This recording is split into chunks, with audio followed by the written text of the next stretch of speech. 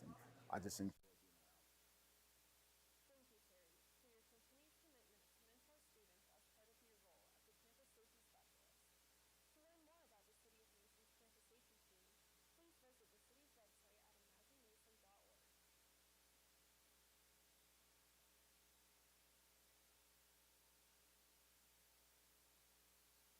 The City of Mason is proud to share that one of its own, Terry Combs, has been selected to officiate Super Bowl 58 as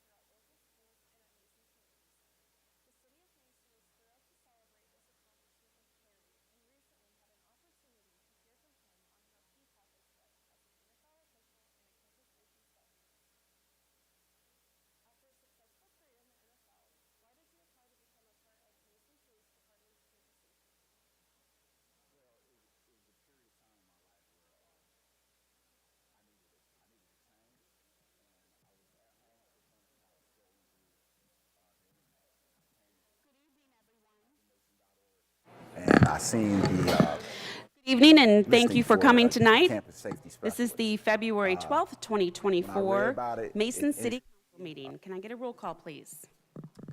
Councilmember Spade, Here. Vice Mayor Chance, Here. Councilmember Bennett, Here. Councilmember Hackey, here. Councilmember Gibson, Here. Councilmember Stricula, here. Mayor Nelson. Here. And for the Pledge of Allegiance tonight, we have a scout from Troop 0194 who's going to lead us in the Pledge of Allegiance, Ashvin Sarah Vannon.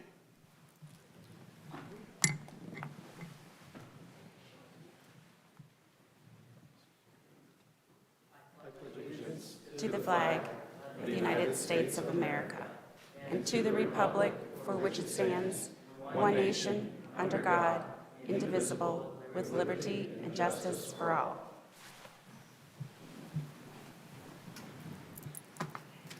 Thank you for doing that.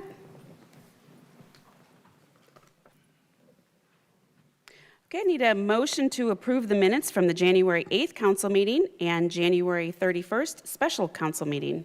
So moved. Second. All in favor? Yes. Anyone opposed? Okay, city manager's report. Eric? Thank you, Mayor. I have just a couple of items. Want to make sure everyone knew the city is celebrating Heart Health Literacy Month throughout the month of February. We'll be taking a resolution on that later on the agenda. This is an opportunity for the city to highlight both Mason's culture of wellness as well as the community amenities and innovation occurring within our corporate community. Offices will be closed Monday, February 19th in observance of President's Day. However, the community center will be open normal operating hours from 5 a.m. to 9 p.m. And then last item, I have 2 liquor permits. The first one is a transfer of ownership to Wong's Chan Inc. It's a D1, D2, D3, D6. So bear with me. D1, beer only for on-premises consumption in sealed containers for carryout until 1 a.m. D2, wine and certain prepackaged mixed drinks for on-premises consumption and in sealed containers for carryout until 1 a.m. D3, spirituous liquor for on-premises consumption only until 1 a.m. D6, sale of intoxicating liquor on Sunday between the hours of 1 p.m. and midnight. As always, council can opt to request a hearing or to not request a hearing and do that via motion. Okay, I need a motion to request or not request a hearing for the liquor permit for Wong's Chan Inc., DBA Tenzi Sushi Asian Cuisine. I'll make a motion not to have a hearing. Second. All in favor? Yes. Anyone opposed? Next time is another liquor permit. This is a Trex permit. It is to La Fondita LLP. It is a D2, a D2X, and a D3. It has wine and certain prepackaged mixed drinks for on-premises consumption and in sealed containers for carryout till 1 a.m. Beer only for on-premises consumption and sealed containers for carryout until 1 a.m. And spirituous liquor for on-premises consumption only until 1 a.m. And again, council can request a hearing or not request a hearing via motion. I need a motion to request or not request a hearing for a Trex agreement for La Fondita LLP. Do I have a motion? I'll make a motion to not request a hearing. Second. All in favor? Yes. Anyone opposed? Last item I have, Mayor, and the next item on the agenda is we have Fire Chief Brian Brummagem here. Somewhere, I hope, in this crowd of blue, hiding behind the pillar there.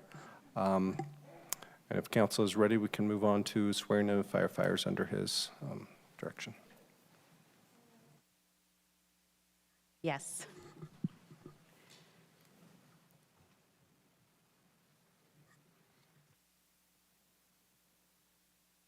Mayor Nelson and council, thank you for having us here tonight. We're here tonight to celebrate an exciting moment in the history of the fire department and the city. Tonight we'll hold the pinning ceremony for 2 members recently promoted to the position of fire lieutenant. In addition, we'll also celebrate the formal swearing in of 4 of our newest fire and EMS professionals. First, we're going to conduct the pinning ceremony for Fire Lieutenant Kyle Anderson. Kyle, please come forward with your family. Kyle started his fire service career in 2013. He worked for several departments in Central Ohio before relocating to Mason and starting with us as a full-time firefighter paramedic in October 2016. Kyle is a state certified firefighter paramedic, fire inspector, and EMS instructor. He also serves the department as a fire investigator and acting officer in charge. Aside from responding to emergency service calls and providing training for the community and other first responders, Kyle's primary responsibility with the department has been oversight of various aspects of the EMS program. Kyle has taken a special interest in seeking out medical equipment that continuously improves the level of emergency medical care that can be provided to the community. Kyle is a graduate of City Team 1, has served on several incident command teams, and is currently a member of the city's Leadership Initiative Committee. His wife, Erin, is going to pin on his lieutenant's badge. Erin, go ahead.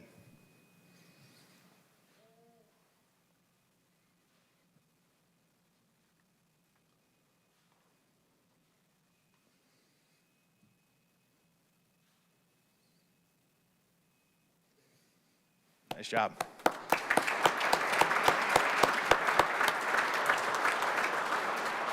If you'd like to have your family come up real quick and take a picture, we'll get that before we go on to Jordan. Anybody you want to have come up?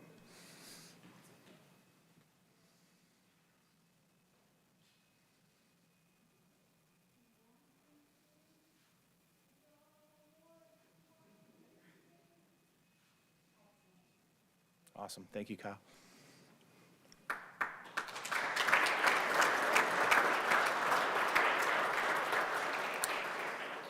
Next, we're conducting the pinning of Fire Lieutenant Jordan Boyd. Jordan, please come forward. Jordan's going to be pinned by his dad, Glenn. Jordan's in the family business, obviously. His dad, uncle, and grandpa have also worked as firefighters and served in leadership capacities. Jordan became a state certified firefighter in 2007.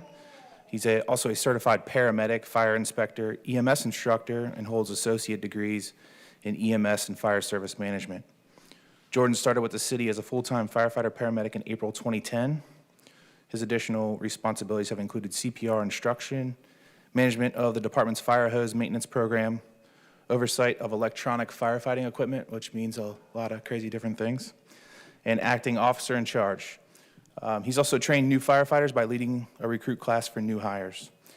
Jordan's developed relationships across the city by attending the Center for Local Government Leadership Academy and has served on several incident command teams as well.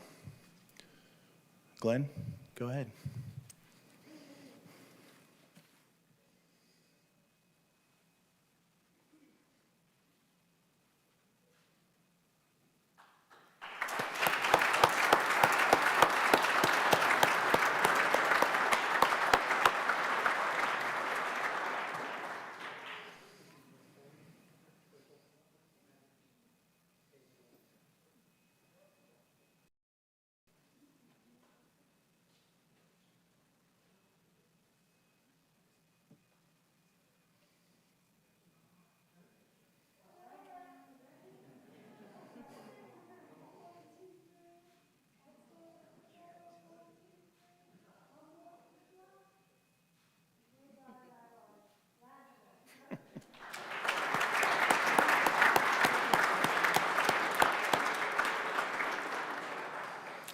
Next, we'll finish up by swearing in 4 new firefighters. These individuals were hired in January 2023 and underscore the city's commitment to providing top-notch public safety services to the community. I'm going to ask that the mayor deliver the oath to all 4 together. So Aaron, Anthony, Blake, and Rachel, please come forward. And I got just a few things to say real quick about each of them. Prior to coming to Mason, Aaron Borden earned his, raise your hand, Aaron, earned his firefighter and EMT certifications and gained experience working as a volunteer firefighter in Maryland. Aaron's also a military veteran. In his time with us, Aaron has proven to be a valuable member of his crew and has fit in well with our department. Aaron is currently enrolled in paramedic training at Sinclair Community College. Firefighter EMT Anthony Ligori worked as a part-time firefighter EMT with another department and has experience as an EMS provider working in pediatric emergency rooms at Children's Hospital. Anthony is currently enrolled in paramedic training at Cincinnati State. Blake Nye started with the department upon completing his firefighter and EMT certifications at Scarlet Oaks. Prior to his fire and EMS career, Blake served our country as a military veteran, experience that serves him well in this profession. Blake has quickly become a valuable and well-respected member of our staff. He's trying to get into paramedic training, so. And Rachel Rivera came to Mason on the recommendation of her mentor just a few months after earning her fire and EMS certifications. It has been exciting to see Rachel grow in life and on her job since her arrival. She'll be entering paramedic training in the next few months at Cincinnati State. Paramedic school is a significant commitment for all of these individuals. That takes about a year and 2,000 hours of training. Anthony's over there shaking his head. Yeah, he knows.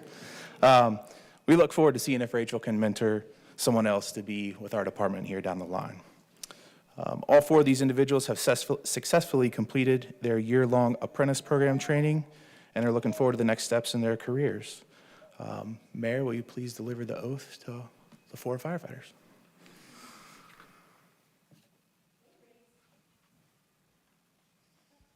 Raise your right hand and repeat after me. I state your name. Do solemnly swear that I will support the Constitution of the United States, the Constitution of the State of Ohio, the Charter and ordinances of the City of Mason, and the rules and regulations of the City of Mason Fire Department, and that I will faithfully discharge the duties of firefighter. Congratulations.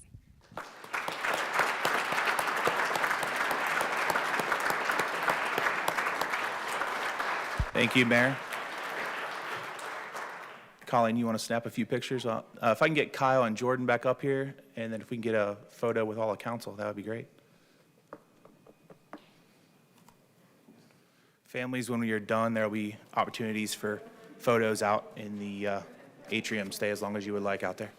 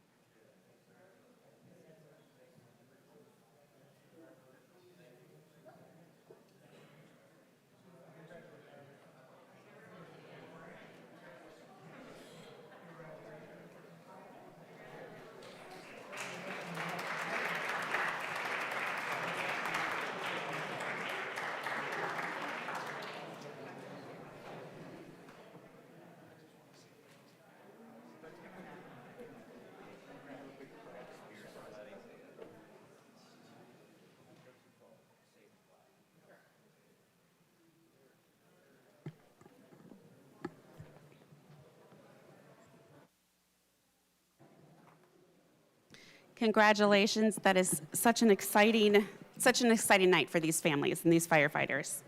Okay, next on our agenda, Jennifer is going to introduce the Mason High School students to give a HOSA presentation. Yes, we have Kashik Bura here this evening with his team. If you guys want to come up to the podium, Kashik is a junior at William Mason High School. He's part of the club, the HOSA Club, which stands for Health Occupational Students of America. One of what they have been working on is creating a community awareness campaign about spreading opioid awareness. And with that, Kashik, why don't you tell us a little bit more about your mission?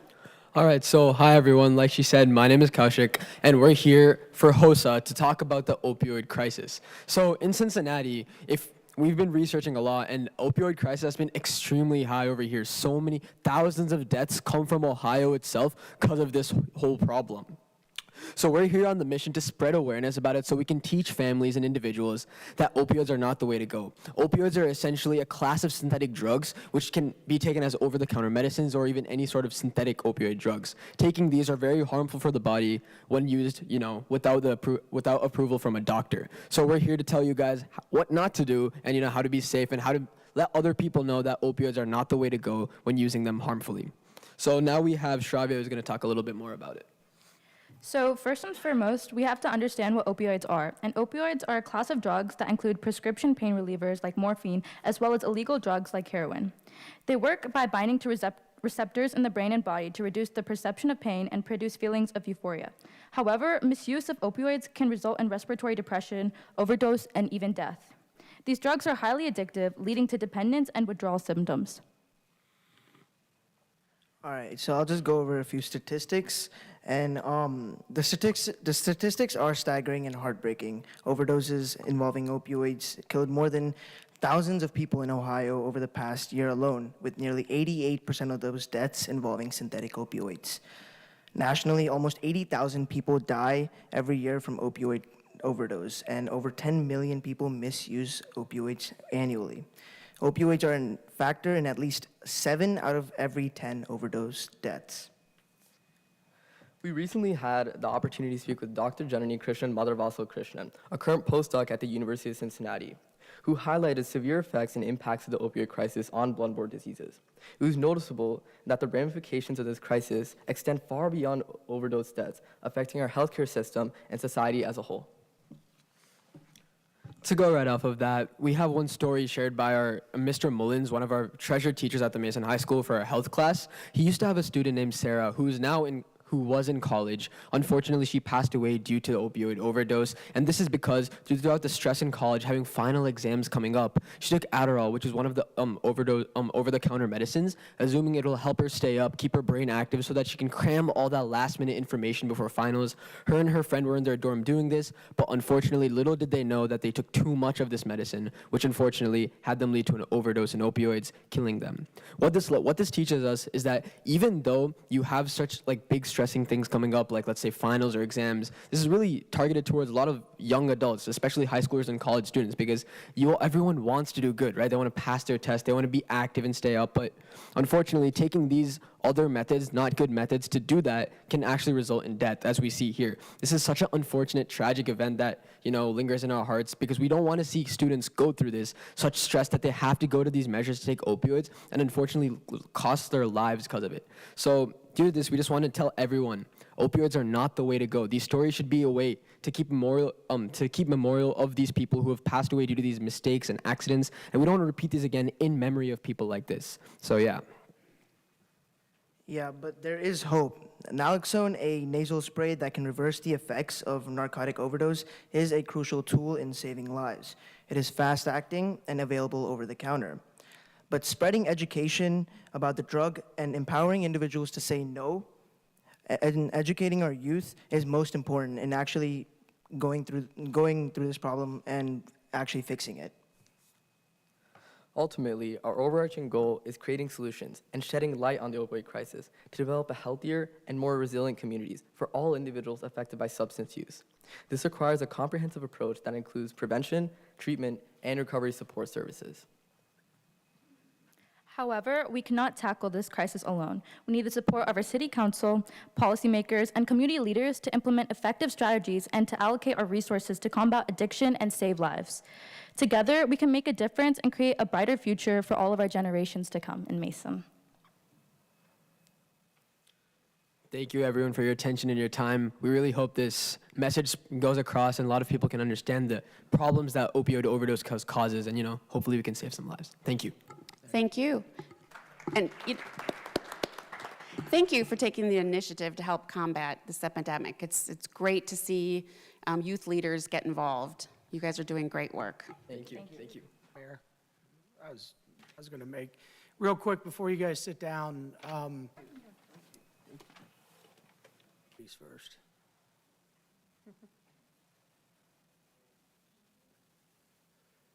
To echo what the mayor said, I'd give a little more of a myopic view. We sit here in Mason, Ohio, and a lot of people aren't aware of just how big of a problem this is. I've said it up here before.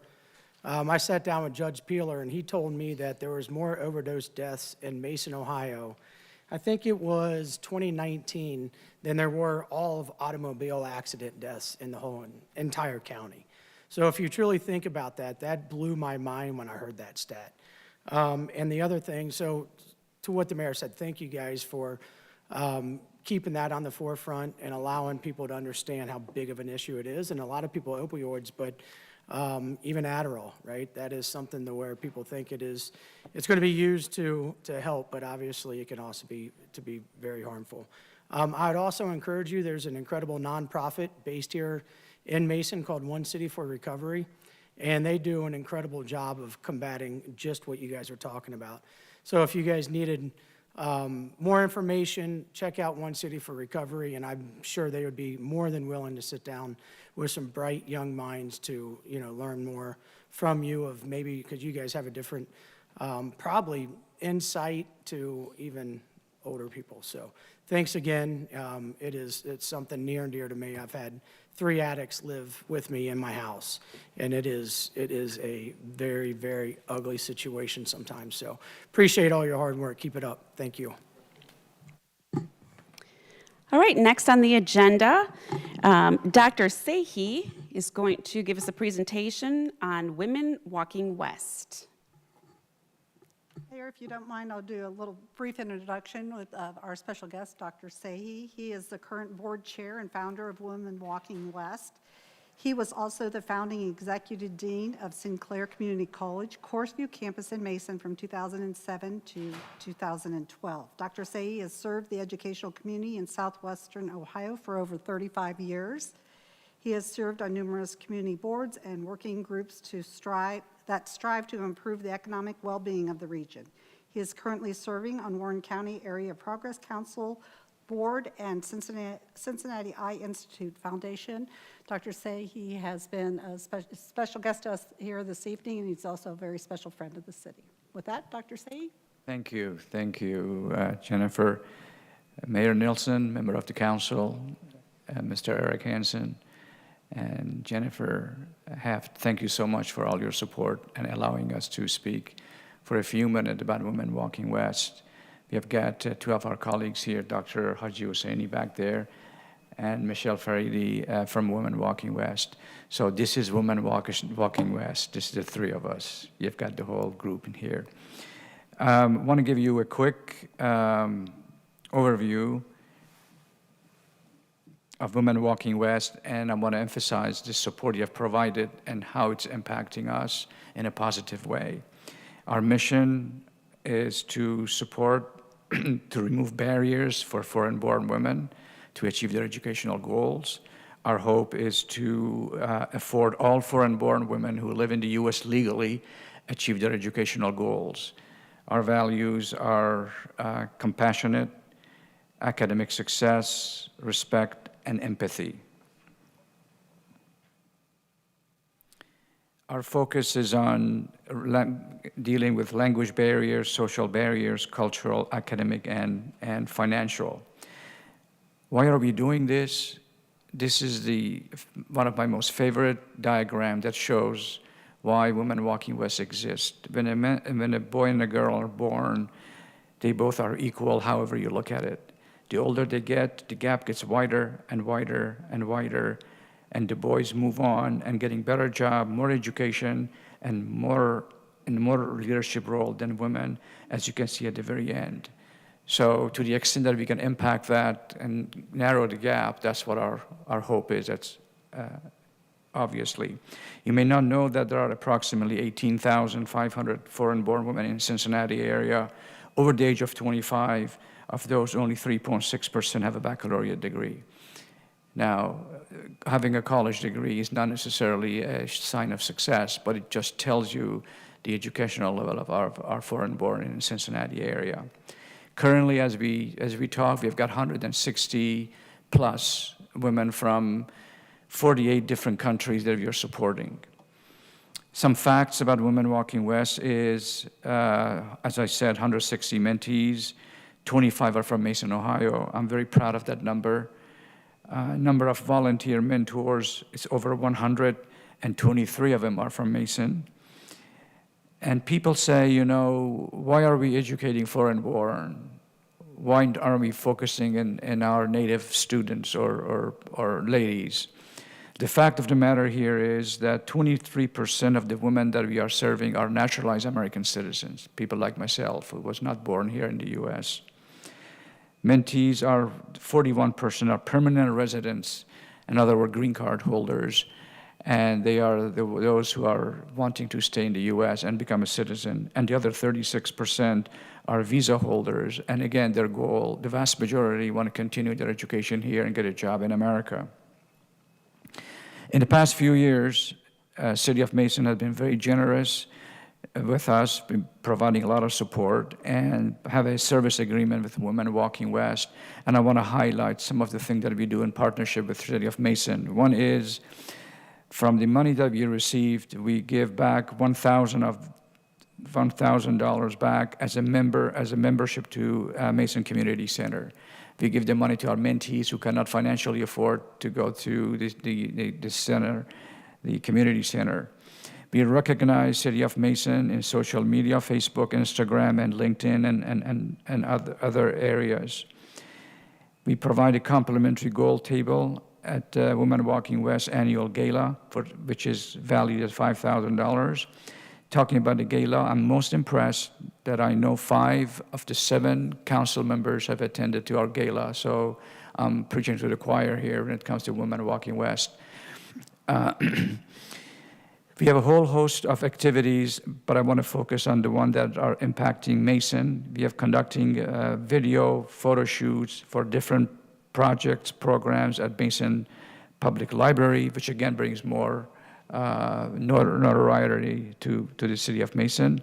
We are having a melting pot discussion series, which is open to the Mason and a community, surrounding community.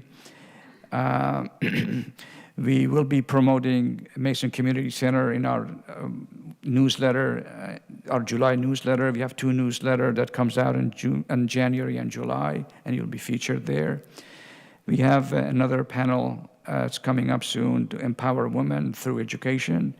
And I'm very pleased to tell you that we will have an annual community open house at Mason Community Center. In fact, it'll be done on August 18th, if I'm not mistaken.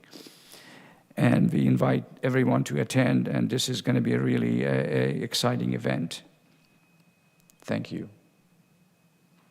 Thank you. Mayor, members of council, there is legislation. As Dr. Say pointed out, the city has had a service agreement with Women Walking West since 2019.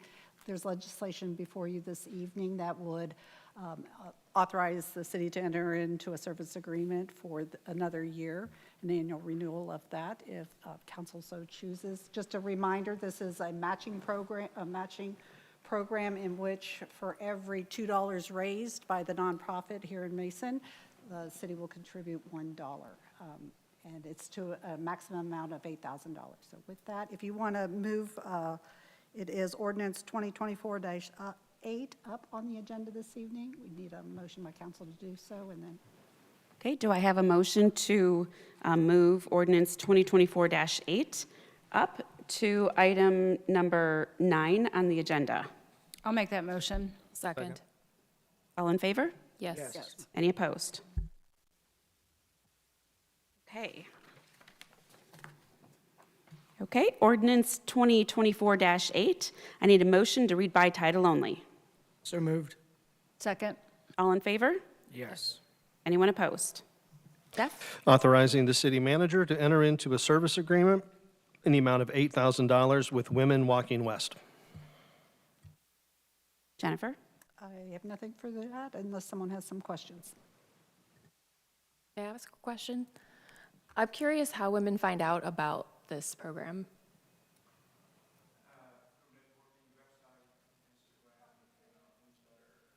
Dr. Say, could you come to the podium, please?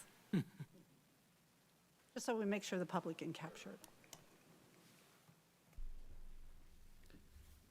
It's primarily through our website and Instagram, Facebook, word of mouth, and we are also partnering with 5 different universities and community colleges in the Cincinnati area. We reach out to their international education department, and they let them know what we can do for them.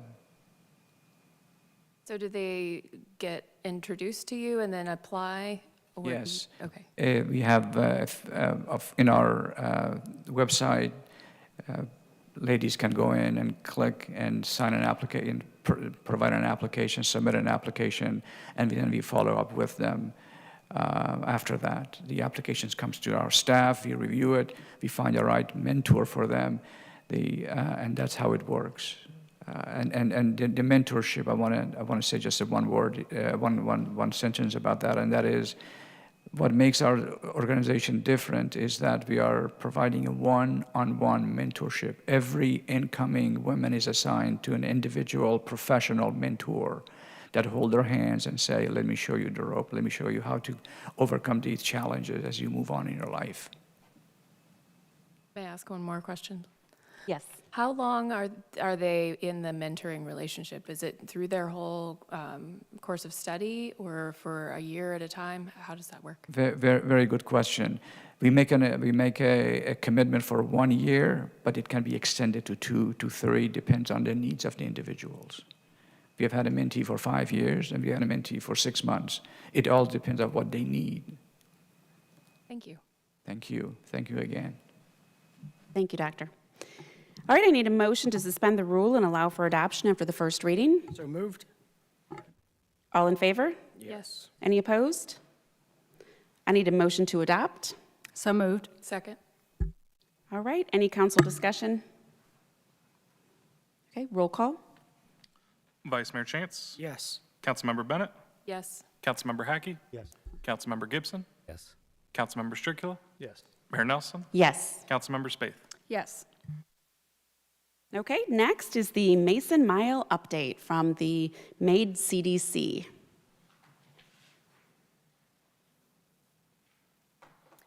Good evening, Mayor Nelson, members of City Council, and staff. My name is Angie Smith, and I'm here tonight to provide an update on the Mason Mile project. I'm a member of the recently created Mason Mile Events Committee that is made up of staff and volunteers from the City of Mason, MAID CDC, and MAID Chamber. I'm here tonight on behalf of Casey Richards, who is on the MAID CDC Board of Directors and typically gives an update but had a conflict. The Mason Mile project is a community-led, market-driven project. We are honoring our history while building into the future a fresh, healthy, and sustainable place for people to live, work, and play. On behalf of the MAID CDC Board, the Mason Mile Revitalization Strategy Report is near complete. There are minor typographical changes being made in preparation of it being available to the public. As stewards of the public in this process, it was our responsibility to ensure that the scope of our agreement was met. Given that the key desire was to incorporate the hard work done in past efforts, there was a lot of additional time spent on alignment and intentionality to not lose the work that has already been completed. Much of that work was done by our community, and this phase was always meant to build on the positive work done in years past. The report was received on December 23rd. Our lead consultant was out of the country until January 9th, so we were unable to meet to discuss until after that date. The report was circulated to the Board of Directors and Project Care team for any additional revisions and clarifying comments in mid-January, and final comments and revisions were sent to the consultant with the request to have the report back by February 1st. We received the final draft of the report from RGDE on February 6th. The next steps include MAID CDC leadership meeting with the city manager and downtown committee of council to discuss proposed next steps. The project advisory council co-chairs will be looking to hold a meeting to review the report and next steps in March. And a public rollout is slated for late March with the date to be determined this week. One of the key strategies of the report is to find ways to activate the mile. A committee has recently been put together made up of staff and core volunteers of the City MAID CDC and MAID Chamber to ensure all of the organizations are working together to promote the offerings of the neighborhood. I'm excited to actually be a part of that team. There are a few new events being planned for 2024, so the public should be on the lookout for ways that they can get involved through volunteering their time and energy to continue to elevate the Mason Mile. If you have any questions about the project, the report, or next steps, please contact connect@maidcdc.org or call 513-336-0125. As a reminder, all the findings and prior reports to the public are available at makethemile.com. Updates will also be provided in the Facebook group Downtown Mason Mile Project. Thank you for the opportunity to coordinate this process on behalf of our community. We have learned a lot, and we are excited to share those learnings and recommendations for how we can continue to better in the next phase of this work. We couldn't have done it without the work and the support from the City Council and staff. Thank you. Thank you.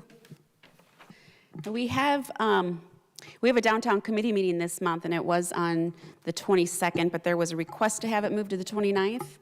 Will that work for you, Councilmember Hackey? Councilmember Chance? Yes? I'm sorry, Vice Mayor Chance. Okay, so. We'll consider that moved. We'll do public notice. The Downtown Committee of Council will not meet on February 22nd. We'll meet on February 29th. Great. All right, thank you, and thank you for the update. Right, next is recognition of visitors. Would anyone like to come to the podium and speak? Okay. We do have a 5-minute limit, unfortunately. Okay.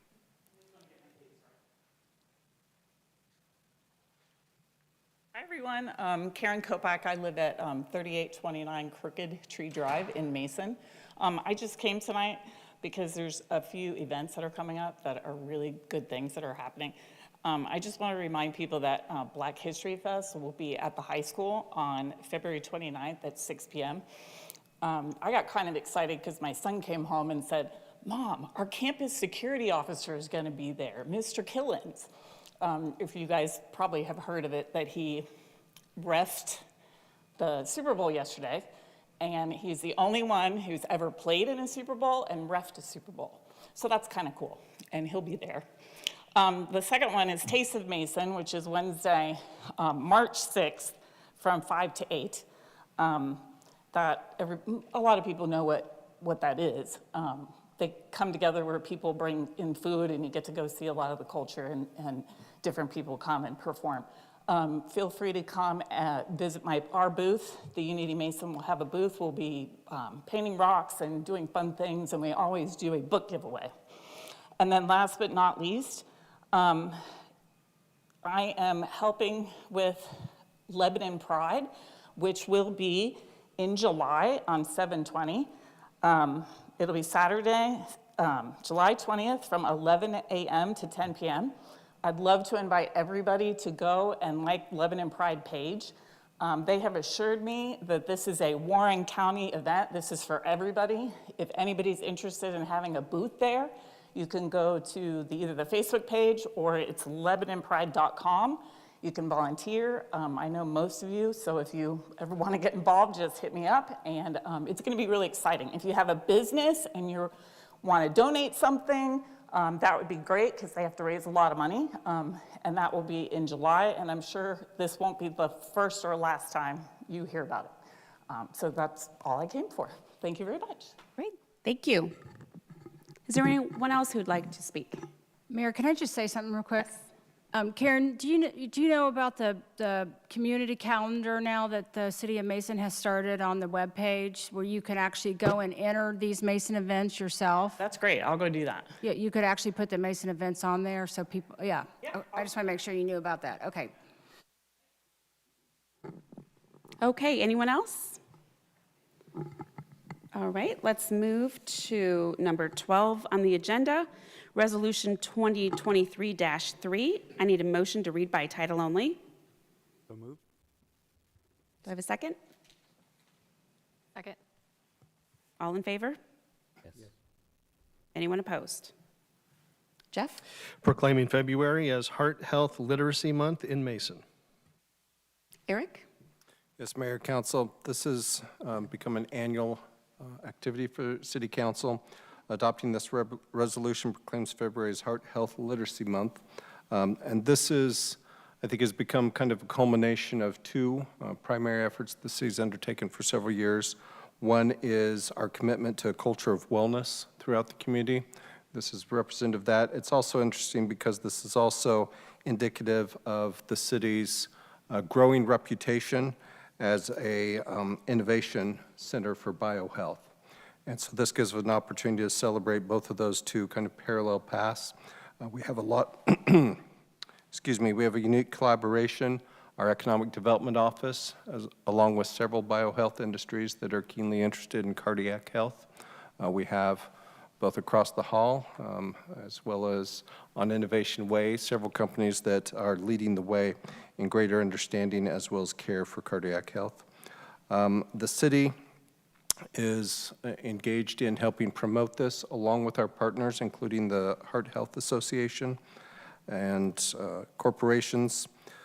There's a variety of information. I struggle here because there are so many things going on, but folks interested can look at the city's webpage. I'll just list a sample of items going on. Blood drives, a variety of educational trainings, resources, many in collaboration with our partners at TriHealth that you can go online and take advantage of. There are free community yoga classes being held at the Mason Community Center. There are healthy giveaways for premier members as well. Obviously, I think most people up here, if not all, are wearing red in honor of this month. There's literature, there are banners. There's also, Jeff, maybe you want to show that for everyone. I think our premier members at the Community Center are getting jump ropes to encourage heart health.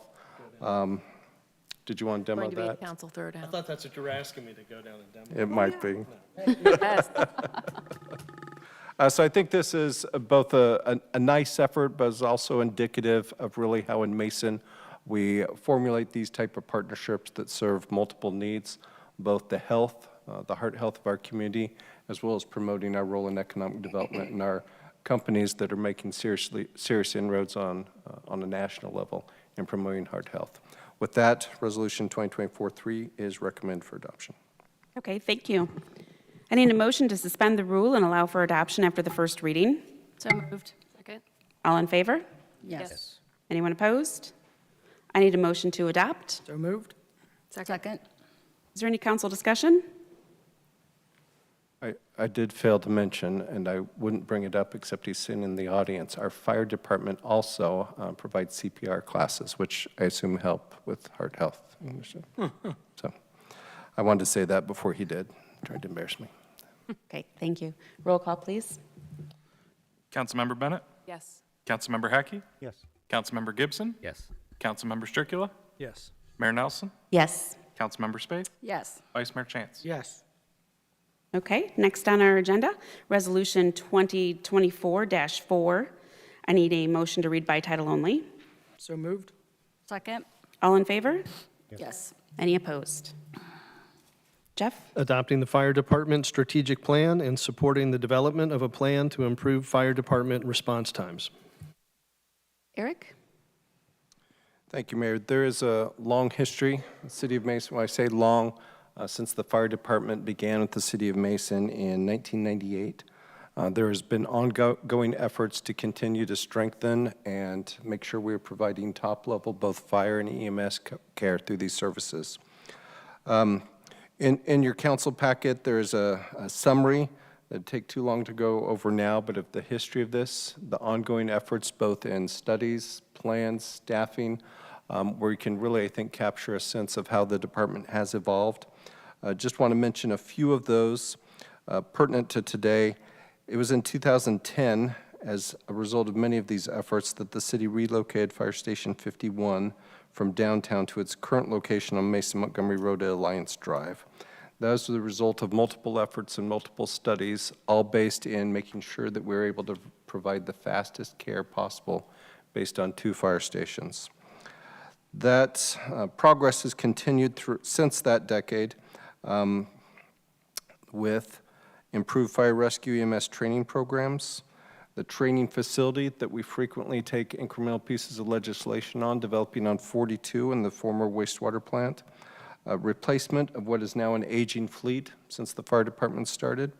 Council has been, I think, at the forefront in making sure our investments, both in fleet and in staffing, are both appropriate as well as aggressive to meet the growth and demands, or I think urgency on these. Then there was I should back up. We spent a lot of time reducing our reliance on overtime, which both was an expense as well as a burnout to the folks within the fire department to increase the level of care. And we spent time in making sure our mutual aid, so our ability to rely on neighboring departments, both in responsiveness and level of coverage, was adequate.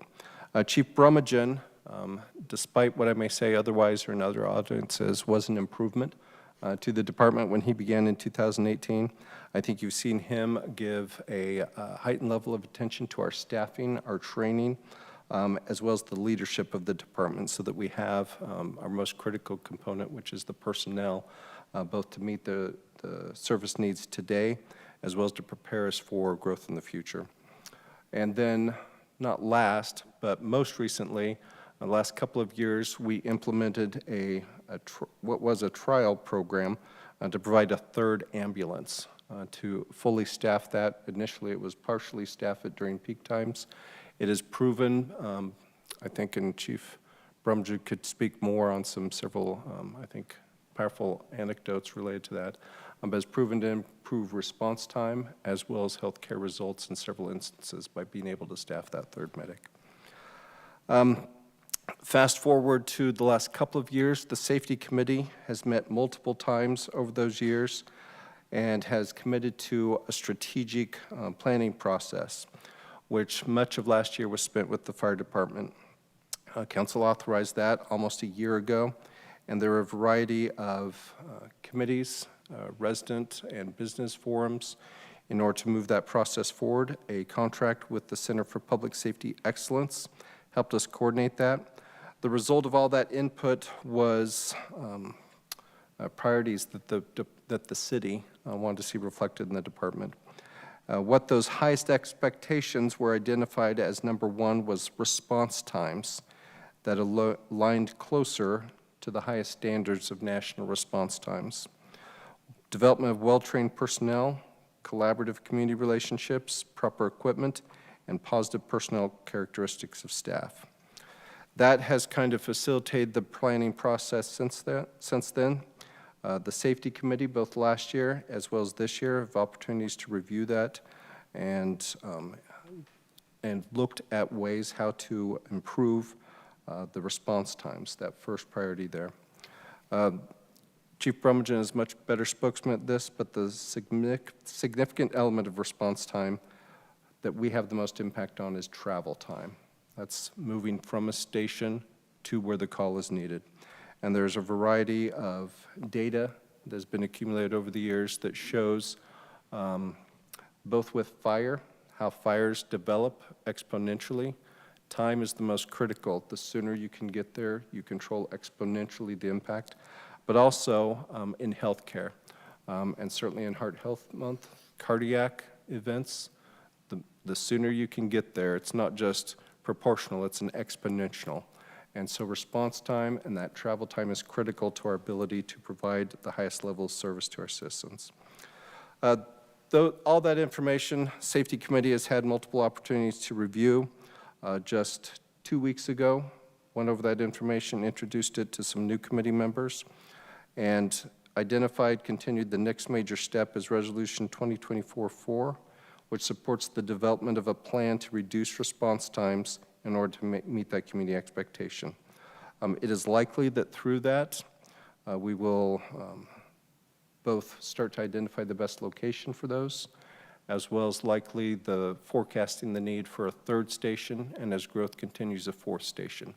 In fast-growing communities like the City of Mason, where stations are located, It's difficult when you're growing fast to find the optimum places for those, but it's also critical to react at the right time as your community develops, as it grows, and as it matures, to make sure that you're locating those in the best time to have the greatest impact at the lowest expense for response times. That is, I think, what our next effort will be, in adoption of Resolution 2024-4 accepts, in fact, I need to read the title of that, the community-driven strategic plan, and supports the development of a plan to reduce response times. It is recommended for adoption. Thank you, Eric. I need a motion to suspend the rule and allow for adoption after the first reading. Second? All in favor? Yes. Anyone opposed? I need a motion to adopt. So moved. Second? Any council discussion? Mayor? Yes. I would have saved part of this for my safety committee report, but this directly relates to this resolution. So I want to go ahead and read part of what we discussed at our safety committee. As Eric said, we met on February 2nd, and Chief Brummagem reviewed the City of Mason Fire Department 2023-2028 strategic plan, which was developed in March of 2023. And here's what it looks like. If anyone, I'm sure there's extra copies. Matter of fact, this is an extra copy I have, which I'll pass back down so you can give it to someone. Somehow I came up with an extra copy. But the City of Mason Fire Department contracted, and Chief Brummagem, please correct me if I'm wrong on any of this stuff, contracted with the Center for Public Excellence to facilitate a community-driven strategic plan.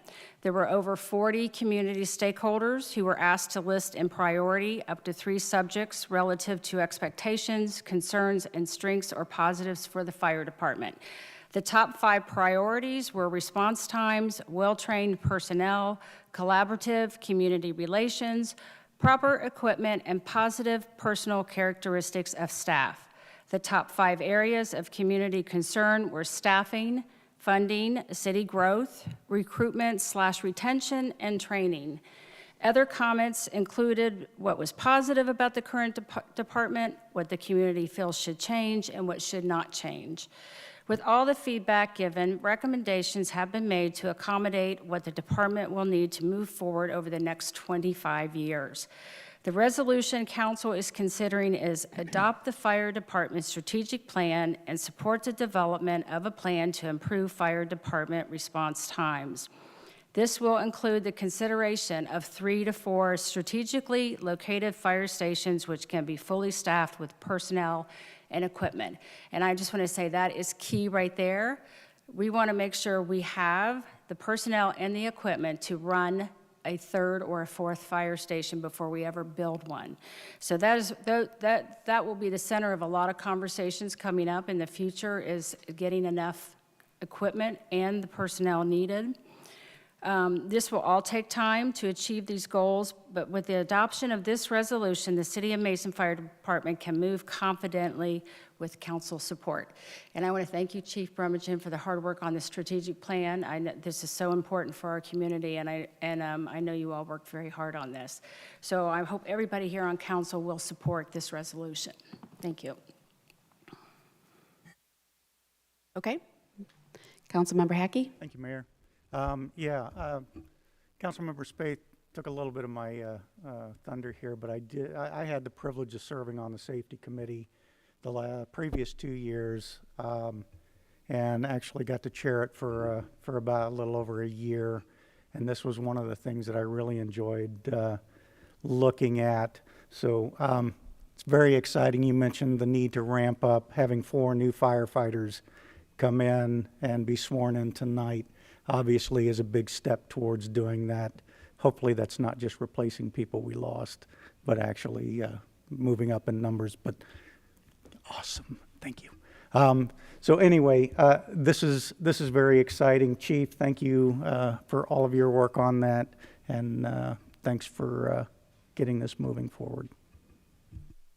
Okay, anyone else? Yes, Vice Mayor Chance. I just want to echo what they both said, but what I liked about tonight, I mean, you go through this and everybody understands what the duties of a firefighter are, but you also, the strategic plan and understanding how to perform your work. But seeing what we saw tonight with the camaraderie, I mean, it was a packed room for 4 sworn and firefighters and 2 promotions, but I think in the back, probably couldn't see it on the TV, but there was probably 30.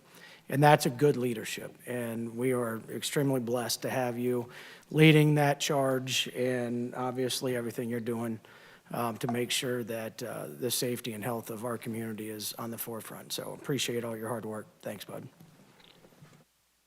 Mayor? Yes, Councilmember Bennett. At first I thought, wow, a 25-year plan, that's a lot of years. But then we've learned on the Public Services Committee that it's a 3-year lead time to get a fire engine. So do need to plan well ahead if we're going to be getting the equipment in place for news stations as well. So just wanted to point that out for anyone who wasn't sure. Okay. All right, anyone else? All right, roll call, please. Councilmember Hackey? Yes. Councilmember Gibson? Yes. Councilmember Stricula? Yes. Mayor Nelson? Yes. Councilmember Spade? Yes. Vice Mayor Chance? Yes. Councilmember Bennett? Yes. All right, next on the agenda, ordinance 2023-6. I need a motion to read by title only. So moved? Second. All in favor? Yes. Yes. Anyone opposed? Approval of the replat for Mercy Health Kings Mills. Kurt? Yes, thank you, Mayor and Council. This is the replat for the new Mercy Hospital located in Mason. It's a 33-acre site at the corner of the southeast corner of Kings Island Drive and Kings Mills Road. This plat essentially provides the easements necessary for the site, including utilities, water lines, storm sewer easements, and then also a bike path easement that's for a bike path that's located outside of the right-of-way. Planning Commission reviewed this at the February meeting and had one contingency, and that's to recommend approval contingent on adding restrictions for that bikeway easement. And with that, ordinance 2024-6 is recommended for adoption. I'll answer any questions you might have. Okay, I need a motion to suspend the rule and allow for adoption after the first reading. So moved. All in favor? Yes. Anyone opposed? Okay, need a motion to adopt. So moved. Second. Any council discussion? All right, roll call, please. Councilmember Gibson? Yes. Councilmember Stricula? Yes. Mayor Nelson? Yes. Councilmember Spade? Yes. Vice Mayor Chance? Yes. Councilmember Bennett? Yes. Councilmember Hackey? Yes. Okay, ordinance 2024-8. I need a motion to read by title only. Oh, second? All in favor? Yes. Oh, this is the woman walking west. I apologize. That's my fault. All right, ordinance 2024-9. I need, I'm sorry? 7. There are 2 replats in a row. Okay, hold on a second. I don't have a second. I don't have a 7 here.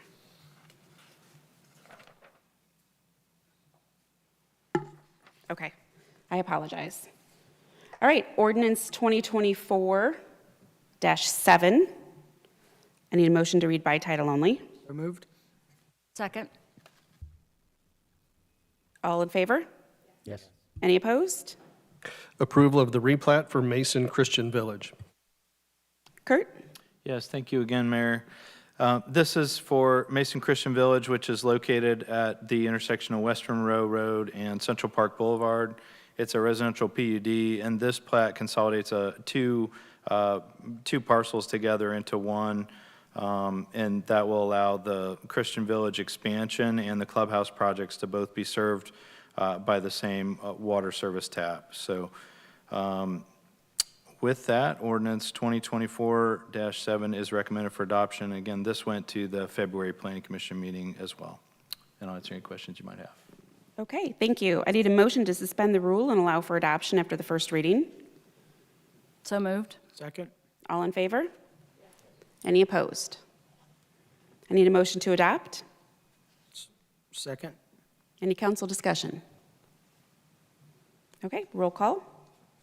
Councilmember Stricula? Yes. Mayor Nelson? Yes. Councilmember Spade? Yes. Vice Mayor Chance? Yes. Councilmember Bennett? Yes. Councilmember Hackey? Yes. Councilmember Gibson? Yes. Ordinance 2024-9. I need a motion to read by title only. So moved. All in favor? Yes. Any opposed? Authorizing the city manager to enter into a contract with Benchmark Land Management, LLC, for the City of Mason Kings Island Bike Path Connection Project in the amount of $219,375. Kurt? Yes, thank you, Mayor. This path, well, actually, I should say with the Mercy Hospital project, they'll install bike paths along Kings Mills Road and Kings Island Drive on their frontage. And that would leave, the city of Mason has an existing path that goes from Great Wolf Drive south down to, all the way down to Western Row Road. So that leaves a small section between Great Wolf Drive and Wilson Avenue that's remaining. There's a large ravine in that area. This is kind of a stormwater project with a bike path, but it allows us to connect that bike path through there and bring that new bike path into our system. We did have 7 bidders on this project. We opened bids on January 30th. Benchmark Land Management is a company that we're familiar with, but they haven't done any projects for Mason. We did call some surrounding communities their references, and all provided positive feedback. So we would recommend moving forward with this. The 2024 budget included $300,000 for this bike path connection, and if approved, we expect the construction to start this spring and be done sometime this summer. With that, ordinance 24-9 is recommended for adoption. I'll answer any questions that you have. Great, thank you. I need a motion to suspend the rule and allow for adoption after the first reading. All in favor? Yes. Any opposed? I need a motion to adopt. So moved. Second? Is there any council discussion? Roll call? Mayor Nelson? Yes. Councilmember Spaeth? Yes. Vice Mayor Chance? Yes. Councilmember Bennett? Yes. Councilmember Hackey? Yes. Councilmember Gibson? Yes. Councilmember Stricula? Yes. Ordinance 2024-10. I need a motion to read by title only. So moved. Second. All in favor? Any opposed? Authorizing the city manager to enter into a contract with Alex Inc. for the State Route 741 Streetscape Urban Paving Project, Phase 1, in the amount of $2,682,027. Kurt? Yes, thank you again. The beautification of 741 corridor from I-71 has been a long-term goal of the city since probably when it was built in 1997. I think we've had that goal. This project is phase 1 of the improvement in that area. What it would do is take that existing concrete median that's about 1,500 feet long and take it out and turn it into our widest median in the city. It'll be over 20 feet wide and eventually be landscaped. This project does not include that landscaping. It's just the construction of the median. Lighting is included, milling and paving of 741 from the northbound ramp, so the east side of the bridge that goes over I-71 all the way over to Center Drive, which is the Kroger signal. We did have 2 funding sources for this, OPWC funds towards the resurfacing, as well as the Urban Resurfacing Program, which is an ODOT program for state and U.S. routes within corporation limits. So that provided over $800,000 worth of funding for the project. Those funds required that the prime contractor have at least 30% of the entire contract. And with the lighting included in this, it had to be, essentially there was a pretty substantial amount of the project that is electrical work, and so the prime contractor had to be a lighting contractor. So we had several bidders on the project, but only one was able to meet that 30% threshold. At the time of bidding, they didn't know they were the only bidder, which is some of the beauty of the electronic bidding process that we use. Their bid was just slightly less than 3% over our engineer's estimate for the project. So although there's only one bidder, we do recommend moving forward with the base bid and alternate 1 and 2 on this. The 24 budget included $3 million for this, again, phase 1 of the project. And if approved, this contract would have an interim completion date to install the median and do all the resurfacing work prior to the tennis tournament. So July 31st is our interim completion date. The remaining, excuse me, the remaining lighting and electrical work would be done probably after the tournament and be complete by the end of the year. So with that, ordinance 2024-10 is recommended for adoption. I'll answer any questions you might have. Thank you, Kurt. I need a motion to suspend the rule and allow for adoption after the first reading. So moved. Second. All in favor? Yes. Any opposed? I need a motion to adopt. So moved. Council discussion, but I have a quick question. Will we have the landscaping in by the time for the tennis tournament? No, this project doesn't include any landscaping, so that would be a future phase. So is there any way for us to be able to do that so that it looks nice when tennis is here? I don't believe we would have time to get all of that work done and get the landscaping installed, even if we added a contract to install the landscaping. But it'll be at least seeded and strawed to the point where it'll look like fresh concrete, fresh pavement, and just won't be landscaped this year. But we'll save it for the big splash for the 25 tournament when the tournament expands. Okay. Thank you. Does anyone else have any council discussion? Mayor? Yes, sir. And you kind of touched on this already, or at least you guided Kurt into discussing this. What are the additional phases? This is phase one, so what else is there? Yeah, so future phases would include the landscaping of the median and street trees. It could include the sidewalk and bike path extensions along that corridor would be a nice addition. The long-range plan also called for some pocket parks along some of the intersections to add some additional interest in beautification. So there could be 2 or 3 phases additionally to this, depending on how much we wanted to bite off with the budget each year. So, Eric, I don't know if you want to add anything. I want to add, the phases are undefined and often become defined by availability of grants, funding, and complexity of how far you want to go. There's beautification, doesn't ever have to end. You can keep going. Thank you. Anyone else? Mayor? Yes, sir. I would just like to say thank you for all your hard work in getting the grants, because that's a huge part of this project, and you guys are always on top of that. So thank you so much for doing that. Okay. Roll call, please. Councilmember Spaeth?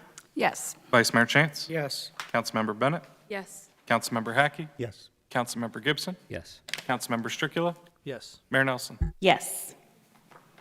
Ordinance 2024-11, I need a motion to read by title only. So moved. All in favor? Yes.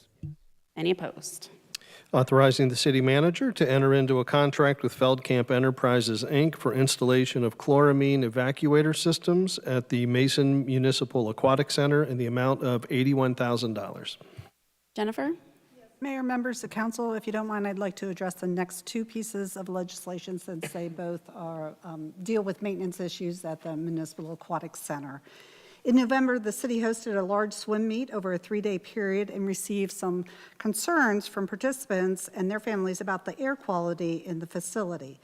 Initially, staff thought that the matter was a result of just learning the new mechanical systems of the pool. We had received complaints from some previous meets, but they were very infrequent, and they seem to be only during large meets at the pool. This is a large facility, has a very sophisticated air and water quality systems and procedures. Ultimately, the city decided that we didn't want the facility to have a reputation of poor air quality when we have swimmers and other guests at that facility. So we contracted with Chloramines Consulting to help identify the problem. Chloramines are chemicals that are formed in pools when chlorine used for disinfecting the water then binds with organic materials. When the chloramine levels are high, it impacts the air quality in the facility. Chloramine Consulting recommended the installation of a new duct sock at the south end of the pool It be rotated to guide air to the north end of the pool where the existing bench evacuators are removed, remove chlorines from the facility. Staff have already begun this work. I can say that I was out there when Chloramines Consulting visited the facility. They were quite impressed with not only the facility itself, but the systems that had been installed for the air quality, temperature in that facility. Just quite impressive, and along with the flexibility in our design. The consultant, the consultant also recommended adding additional bench evacuators at the north end of the pool to exhaust more chloramines from the facility and provide backup systems. During one of the meets, that's what did cause some of the air quality issues. One of the evacuators had gone down. So by providing some additional evacuators there, they could serve as backup systems in case that happens again. As I indicated, the planning and flexibility in the design of the facility will allow these evacuators to be added at a more affordable solution than extensive renovations to the facility. In addition, the pool boiler system for the 50-meter pool is important for maintaining the correct water temperature for the pool water. Upon an investigation, it was determined that the heat exchanger had sustained significant corrosion and failed. It is suspected that the mixing valve stuck open due to the corrosion, which caused water to continuously flow through the exchanger when the unit was not in operation. This caused the condensation on the exchanger. A failed heat exchanger requires a complete replacement of the heater. The system is no longer under warranty and needs to be replaced. Based on the experience of the failed boiler and a new boiler with a high-efficiency unit, which heats the water indirectly, is being proposed. This will result in longer lifespan, easier repair, and cost savings on natural gas usage. Installation of the bench evacuators and boiler system will allow the 50-meter pool to remain the state-of-the-art facility for not only our local organization, but as a regional attraction, as well as continuing its importance as a benefit to the premier members of the community center. That's one of the driving factors to that premier membership. So getting that facility back online to its original state will help grow our community center memberships. Ordinance 2024-11 and 2024-12 are recommended for tonight, or are recommended for adoption. I'm happy to answer any questions. Thank you. I need a motion to suspend the rule and allow for adoption after the first reading. So moved. Second. All in favor? Yes. Yes. Any opposed? I need a motion to adopt. So moved. Second. Is there any council discussion? All right. I just want to compliment all of the staff who've been working on this, because they have had to learn all kinds of things about air and chemical interactions, and it's been like a PhD in a matter of weeks. Done a really good job, and I'm excited to see that we have a solution. Very true. We're always very impressed by you, the both of you. All right, roll call, please. Vice Mayor Chance? Oh, yes. Councilmember Bennett? Impressed thing kind Yes. of got me. It got us too. Councilmember Hackey? Yes. Councilmember Gibson? Yes. Councilmember Stricula? Yes. Mayor Nelson? Yes. Councilmember Spaeth? Yes. Right, ordinance 2024-12. I need a motion to read by title only. So moved. Second. All in favor? Any opposed? Authorizing the city manager to enter into a contract with Process Construction, Inc. for replacement of a pool boiler system at the Mason Municipal Aquatic Center in the amount of $69,000. I need a motion to suspend the rule and allow for adoption after the first reading. So moved. Second. All in favor? Yes. Any opposed? I need a motion to adopt. So moved. Second. Any council discussion? Roll call, please. Councilmember Bennett? Councilmember Hackey? Yes. Councilmember Gibson? Yes. Councilmember Stricula? Yes. Mayor Nelson? Yes. Councilmember Spaeth? Yes. Vice Mayor Chance? Yes. Ordinance 2024-13. I need a motion to read by title only. Second.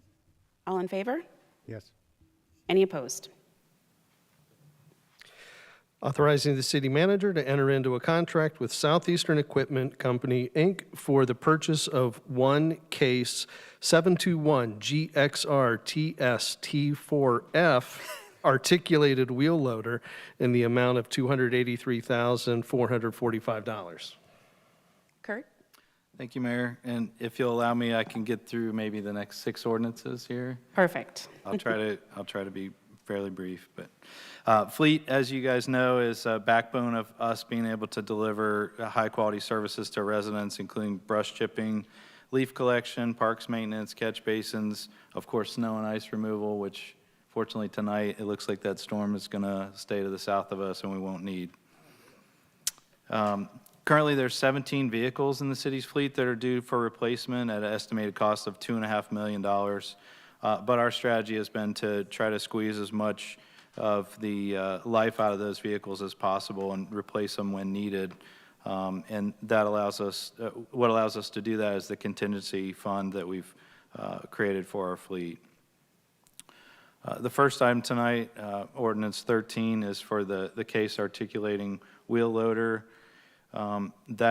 We currently have 2. We have our old one, which is 27 years old, and then the new one, which is 2011 model. We would get rid of the 1997, and we tried to trade it in. It was too old to even trade in. They wouldn't take it as a trade, so it'll be parted out and gotten rid of. And then the 2011 will become our new backup unit. That's primarily used to load salt at the salt barn into the trucks, and so it's a critical piece of equipment for us. The next item is a Freightliner dump truck. This is basically the main chassis of a new dump truck that will become a plow truck for us. Ordinance 15 is the bed that goes on that truck, and the snow plow, V-box, and the automated ground speed controls that's needed to make that a fully functional snow plow truck. Ordinance 16 is from Valor Outfitters. This is a company that we use to transfer all the equipment, emergency equipment from police vehicles. From an old police vehicle, we try to use as much equipment in a new police vehicle as possible. This ordinance tonight at 2416 is for $116,000. That allows us to do that to 5 vehicles, and that would be done as they're rolled out into service to replace older vehicles. And then the old cruisers get recycled and used again for service as long as possible before they're discarded. 2417 is for pickup, Ford F-250 pickup truck and a 2024 Ford Expedition Max. Those are both from Kings Ford. The pickup truck is for public utilities fleet to replace a 2006 model, and the Expedition is for a fire department fleet to replace a 2008 Ford Escape. Both of those are in very poor condition. The 2006 has significant corrosion issues, and the Escape is also in poor condition. Ordinance 2418 is for the purchase of some equipment at the golf course, a Toro Reel Master mower, 3 Toro Carryall, those are utility vehicles, and then 1 Toro Carryall 500 utility cart. The mower and utility carts are all used at the golf course for daily use. The existing utility carts, I can tell you, are from the late 90s, and they backfire as they're driving down the road. And I thought we were getting shot at one day when we were following one, but it was just the carryall. So those are significant pieces of equipment that get used daily out at the golf course. All of these vehicles, all these ordinances are either state bid pricing or from Sourcewell joint purchasing program. There is some additional equipment from the 2024 budget that was less than $50,000 and didn't need council action that we plan to purchase later this year. And that's a Z-mower, utility trailer, a seeder at the golf course, a roller, and a sprayer attachment at the golf course. And then 2 different grapple buckets, one for our skid steer and one for our track excavator. And with that, our current contingency vehicle fund, this year, we added $800,000 to that carryover balance, which added the new carryover balances just under $1.4 million. And with the approval of the ordinances and the purchase legislation tonight, that would still leave a balance of over $1 million available for contingency funds for the fleet.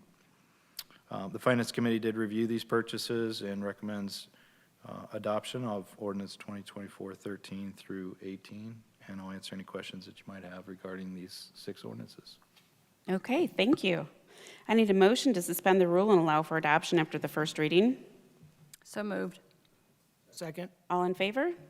Yes. Any opposed? I need a motion to adopt. So moved. Council discussion? Roll call? Councilmember Hackey? Yes. Councilmember Gibson?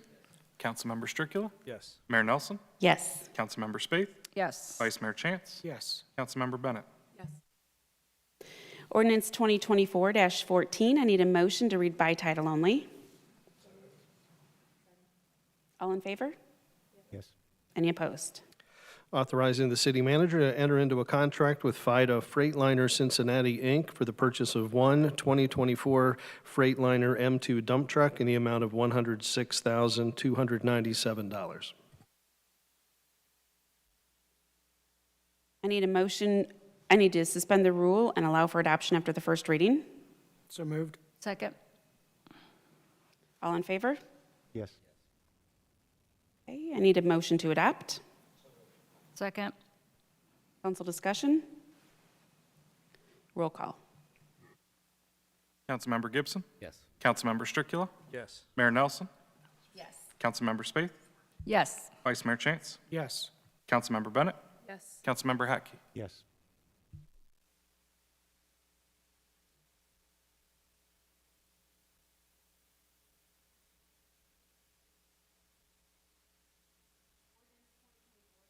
I'm sorry, ordinance 2024-15, I need a motion to read by title only. Second. All in favor? Yes. Any opposed? Authorizing the city manager to enter into a contract with W.A. Jones Truck Bodies and Equipment for the purchase and installation of a truck bed, snowplow, salt V-box, and automated ground speed salt controller in the amount of $148,379. Okay, I need a motion to suspend the rule and allow for adoption after the first reading. All in favor? Yes. Any opposed? I need a motion to adopt. So moved. Second. Any council discussion? Roll call. Councilmember Stricula? Yes. Mayor Nelson? Yes. Councilmember Spaeth? Yes. Vice Mayor Chance? Yes. Councilmember Bennett? Councilmember Hackey? Yes. Councilmember Gibson? Yes. Okay, ordinance 2024-16, I need a motion to read by title only. So moved. Second. All in favor? Any opposed?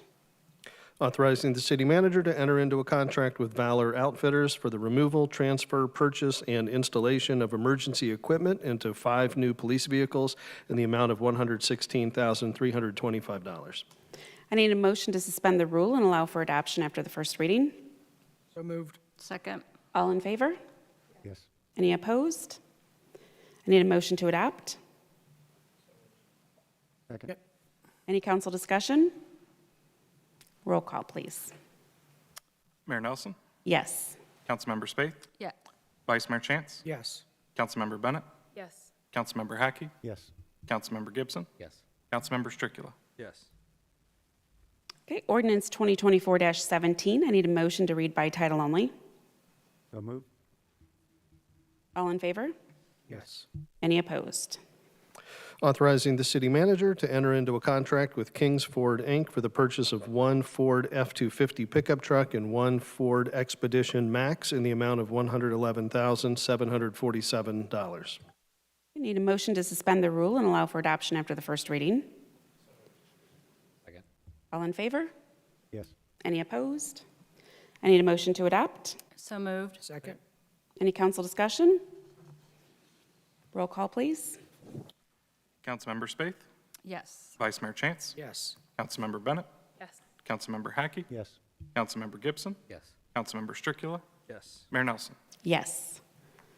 Ordinance 2024-18, I need a motion to read by title only. Second. All in favor? Yes. Any opposed? Authorizing the city manager to enter into a contract with Jerry Pate Turf and Irrigation for the purchase of one Toro Reelmaster 3100D Sidewinder mower, 3 Toro Carryall 502 utility carts, and 1 Toro Carryall 500 utility cart in the amount of $116,806. I need a motion to suspend the rule and allow for adoption after the first reading. Second. All in favor? Yes. Any opposed? I need a motion to adopt. So moved. Second. Any council discussion?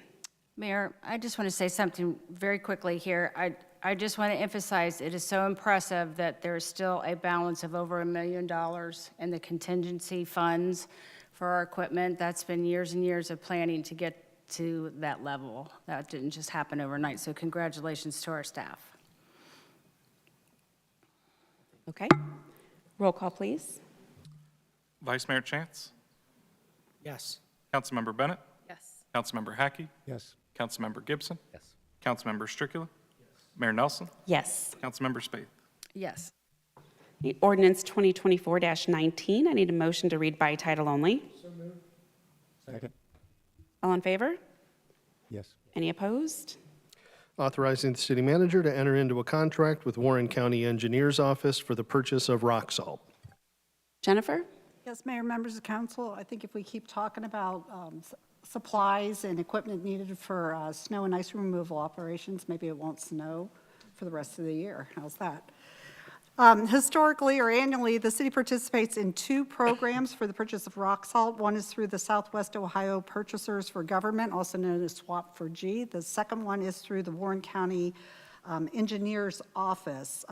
Historically, the SWAP for G program has proven more competitive in its pricing than Warren County Engineers Office, except for this past year. This past year, for the 2023-2024 season, the contract with Warren County had a price of $89.85 per ton compared to $99.35 per ton under the SWAP for G program. Again, we do 2 separate programs, hopefully to get that competitive pricing as well as to be flexible enough to ensure that we have salt on hand when the need arises. The Warren County Engineers Office requires a formal commitment from council, and that's what you have before you this evening. Legislation for the actual purchase of the salt will come later in the year if needed. So with that, ordinance 2024-19 is recommended for adoption. Happy to answer any questions. We save a lot of money when it doesn't snow. I need a motion to suspend the rule and allow for adoption after the first reading. Move. Second. All in favor? Yes. Any opposed? I need a motion to adopt. So moved. Any council discussion? Mayor, Yes. I know this is our favorite subject, is talking about rock salt. You mentioned that the fact that we're prepared for this means that we won't get any snow. I just sold my snow blower because where I'm moving, they take care of that, but we're still in the old house, so I guarantee we're going to get snow. Just want to say.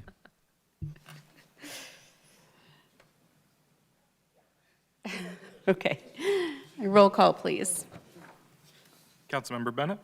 Yes. Councilmember Hackey. Yes. Councilmember Gibson. Yes. Councilmember Stricula. Yes. Mayor Nelson. Yes. Councilmember Spaeth. Yes. Vice Mayor Chance. Yes. Okay, ordinance 2024-20, I need a motion to read by title only. Second. All in favor? Yes. Yes. Any opposed? Authorizing the city manager to execute the 2024 addendum to the Golf Course Management Services Agreement with Recreation Management Services, Inc. Eric? Thank you, Mayor. As I was looking over this ordinance, if I could summarize it in 2 words, it'd be time flies. This is renewing the management agreement related to the Grizzly Golf Course. The city purchased that in 2007.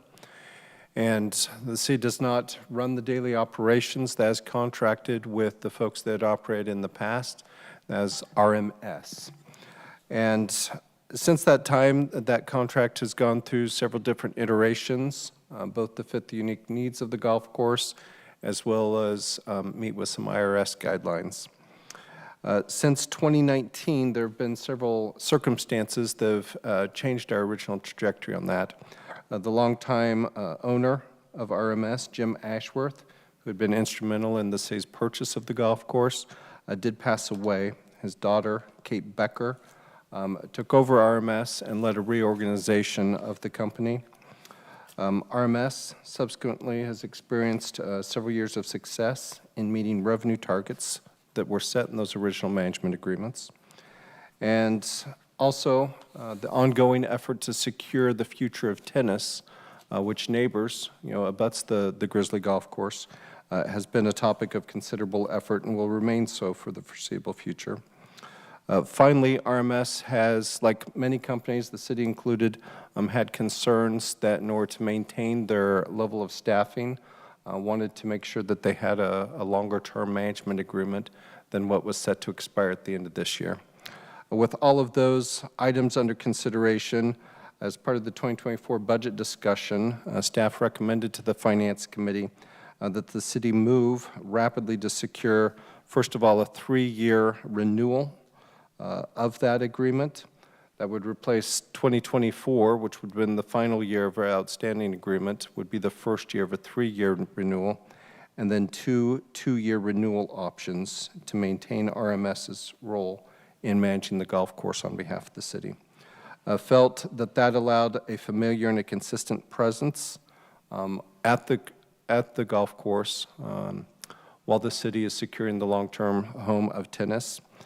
As part of that, there were concessions made to allow additional flexibility and security so that items such as food and beverage, if the city were to choose or circumstances were to change, that could be removed from the management contract. RMS was grateful and amenable to this change. I think it is worth mentioning that Kate Becker has been successful. Mentioned that management agreement that the city has, and fairly unique. It sets revenue targets for the contractor, RMS, to meet in order to, the higher that revenue target, the more incentive there is. In the previous decade, they had hit Tier 1 of those revenue targets, that lowest tier one time. In 2021, it was the second time they hit Tier 1. That was followed up for year 2022. They hit Tier 2 for the first time ever. And for someone like me, I was cautiously optimistic that when 2023 came, that they might hit that next tier, Tier 3. Somewhat frustratingly to me, that did not happen. Instead, they jumped right ahead to hit Tier 4. We have never touched Tier 4, had never aspired to Tier 4. And last year, 2023, they did hit Tier 4 of that revenue target. So unprecedented, obviously, and a year ahead of my schedule, but that's forgivable. So that is a high level of performance, and I think given the times that we're in, the different priorities here, that renewing this agreement for a 3 followed by 2 2-year renewals is both prudent and I think will help continue the momentum at the golf course. It was reviewed by the Golf Course Committee as well as the Finance Committee, recommended for moving forward. Okay, thank you. I need a motion to suspend the rule and allow for adoption after the first reading. Second. All in favor? Yes. Any opposed? I need a motion to adopt. So moved. Second. Any council discussion? Vice Mayor Chance? Yeah, real quick. I mean, I don't think it's a secret that I'm a big fan of golf, and having an heirloom like this in the city is, I think, spectacular. But Eric mentioned some iterations, but there's also been some challenges out there. And a lot of it was pointed towards the management group. And Kate has came in, and just if you look at her track record over the last 4 years?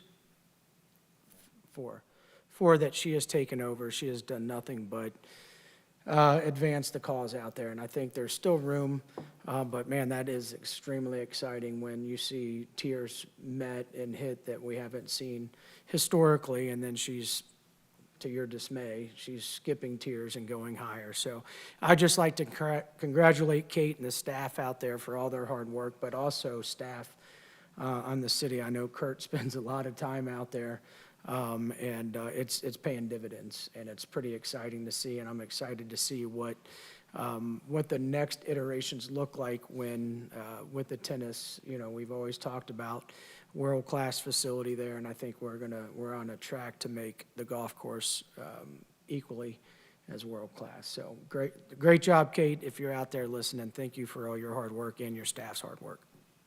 Okay, thank you. Anyone else? Set the targets for the revenue for her to meet. Is that done when we sign the contract, or is that done every year? You have your mic on, microphone. When you set the revenue targets, is that done? They were part of the initial agreement. They were based on, and there's some IRS guidelines, you know, that we have to kind of follow in here, but they were set with the initial agreement and then raised kind of an inflationary increase each year. But otherwise, they are not set annually. They're kind of set in that template. Okay, thanks. Anyone else? Okay, roll call. Councilmember Hackey? Yes. Councilmember Gibson? Yes. Councilmember Stricula? Yes. Mayor Nelson? Yes. Councilmember Spaeth? Yes. Vice Mayor Chance? Yes. Councilmember Bennett? Yes.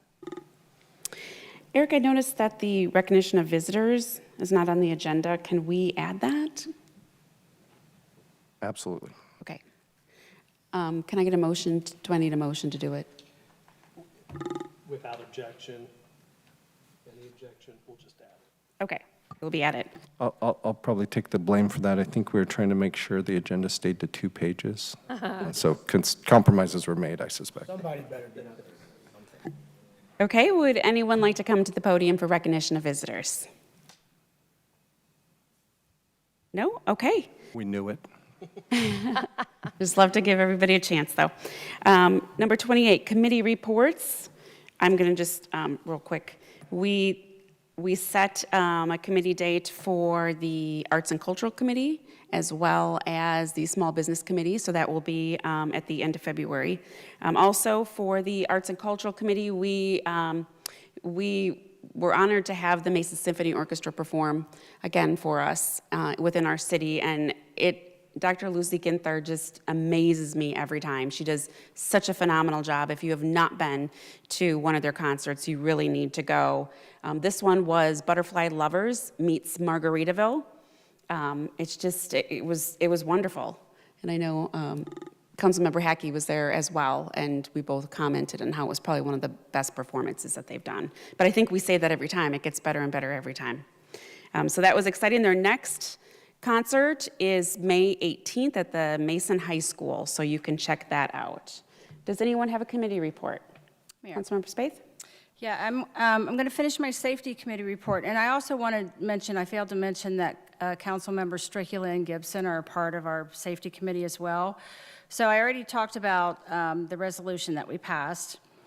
We also had Chief Wells from the police department come and discuss the campus safety program and how it continuously evolves as the police department learns what is successful to maintain the security and safety in our community. Currently, the department is able to effectively manage its partnership with the Mason City Schools, but more officers may need to be hired in the future as others express interest in partnering with the Mason Police Department, such as the Warren County Educational Services School, which is located in Mason. And unfortunately, we did run out of time to discuss the campus safety program and with very much more detail, because we did focus on the resolution and we did have the rules committee afterwards and we were running over. So I'm sure we will pick that back up the next time we have a safety committee meeting. We don't have one planned right now, but I'm sure that we will have one planned as things continue to go on with the fire department. I want to also point out at one of the memos that we had in our packet, I want to say congratulations to the fire department for receiving the American Heart Association's Mission Lifelong EMS Gold Achievement Award. The award is given to the EMS agencies for implementing quality improvement measures for the treatment of patients who experience severe heart attacks. And there's several protocols that I'm not going to go through that they have to meet in order to be given this award. But the Mission Lifelong Program builds upon sustained success. An EMS agency cannot achieve gold status until the agency demonstrates continued results in treating acute coronary syndrome patients. The fire department is dedicated to continuously improving service to residents and customers of the community. The American Heart Association's Mission Lifelong Program assists in accomplishing that goal by implementing processes for improving the quality systems of care for all acute coronary syndrome patients. And receiving this award contributes to the city's mission of building a culture of wellness in the community and the city's effort to promote the Heart Health Literacy Month in Mason. And that's why a lot of us have red on tonight, because we are honoring the Heart Health Month. Going to the Rules Committee report, as I just mentioned, we unfortunately started that meeting a little late, and we have council members Gibson and Bennett also on that committee. So again, we met on February 2nd, and we briefly discussed first, we started talking about the process of considering the implications of State Issue 2, which now allows the use of recreational marijuana in Ohio. Jeff Forbes, our legal attorney, stated that there are now 3 bills introduced by the state legislature to regulate marijuana dispensaries. We only briefly talked about this topic because we've passed a moratorium for 360 days to consider the options that local cities have in regulating dispensaries, and we wanted more time to talk about the current property maintenance code. So Jeff, for our next meeting, I would like to ask if you could possibly come to the committee and explain to us what some of our options are in regard to the recreational marijuana, regardless of what additional laws might get passed by the state, because it looks like who knows if they're ever really going to get anything through or what they're going to do. Including what would have to happen if we wanted to consider changing the zoning that previous council had already implemented to prevent medical marijuana dispensaries from setting up shop in Mason. Because I'll say this again, if we're going to allow recreational marijuana dispensaries, it would be really silly not to allow the medical ones at this point. So we will continue to look at that. So the other issue that we wanted to get talking about is the property maintenance code. And I just want to give a little background on why our committee is taking the time to look at this, at our current ordinances in regard to the property maintenance code. So as everyone knows, private property is a fundamental right of every citizen. The City of Mason has many homeowner associations with subdivisions that regulate what is allowed and not allowed within those areas. Homeowners who purchase homes with an HOA are aware of those regulations before moving in. But areas within Mason that do not have an HOA are regulated by the City of Mason codified ordinances. Local code or international code can be adopted for these areas. Enforcement of a violation stems from our police power rooted in the health, safety, and welfare of all citizens. Just because someone puts something on their property that one doesn't like does not give that person a right to have it removed unless it violates the health, safety, and welfare of others. So what's one person's junk might be another person's treasure. The Warren County Health Department provides communities with housing and premise maintenance regulations. The City of Mason has regulations under the General Offenses Code, the Enforcement, Impounding, and Penalty Code, and the Compliance and General Regulations Code, and through zoning. The city receives many complaints through the year about personal property, and it is the city's responsibility to investigate and make a determination if there is a violation. This committee is considering what, if any, of our regulations needs to be updated, as was done in 2018 when Chapter 521.10, the cleaning of premises, was updated at that time. The city staff gave us, at our meeting, they gave us, the committee, a copy of the current regulations under the codified ordinances, and Jeff Forbes, our law director, advised us what can be considered as violations and what recourse the city has in enforcing homeowners to make changes so not to violate these regulations. Jeff acknowledged the property maintenance codes are not his specialty, and he does work with an attorney in his office that has extensive experience with this issue. And he asked the committee if we would like for him to consult with the attorney specifically on our current regulations to see what language we could improve and update. Between now and our next meeting on March 1st, Jeff and the city staff will work with the attorney and update us at our next meeting about what we may or may not be able to consider and what may be needed. The committee will discuss at that time how to proceed. The mayor has suggested that the committee may want to consider avenues of public input in regard to the regulations, and unfortunately, we did not get a chance to discuss that idea at the meeting since we started late, but we will certainly consider that idea moving forward. So there we are with the Rules Committee, and we are meeting again on March 1st to continue the discussion. Thanks. Okay, thank you very much. That was a very good report. Does anyone else have a committee report? Mayor. Councilmember Hackey. Yeah, thanks, Mayor. The Downtown Committee met a few weeks back. A few things came up in that. One is we had the folks from the CDC who gave us a report tonight, talked about the reason for a lot of the delays in getting the report to us. So as we heard tonight, hopefully we'll have that out, and that'll be public very shortly. The topic of the morning was mostly on East Main. We had several conversations about things that are coming up. Talked about the Christmas lights, which we've talked about here. Basically, there were battery-operated lights that we were able to put up to at least start making an effort on the East Main side to bring it up in line with West Main. And the residents that were there expressed appreciation for the effort and the look of East Main over the holidays. Also talked about the work going on to bring a farmer's market into Mason, and hopefully we'll see some progress on that at the next meeting, and we'll see this happening over the summertime.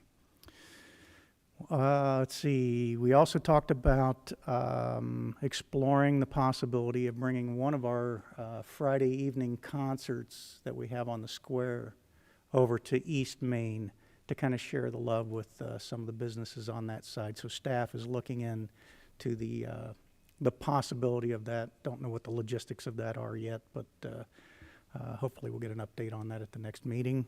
And then finally, we made a request to staff to start exploring the possibility of a major project on East Main to get the utilities buried and all the things that go along with that, including curb replacements and all the fun stuff that project will entail, which obviously will not happen overnight. Just ballpark estimate. If things start to move forward and we get funding and everything, I mean, we're talking probably, 5 to 7 years if we're lucky. You're hesitantly nodding. Yeah. So anyway, we have to start somewhere. So hopefully staff can get that process at least on the long-range plan so that we can start to see something with that. And that is my report. Thank you. Okay.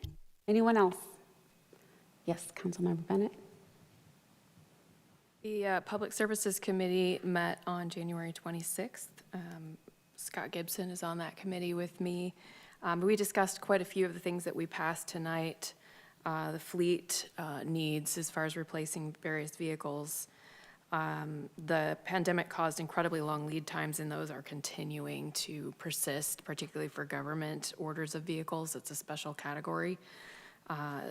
Yet, our service department is prepared with all kinds of backups, which is super impressive. There's that word again.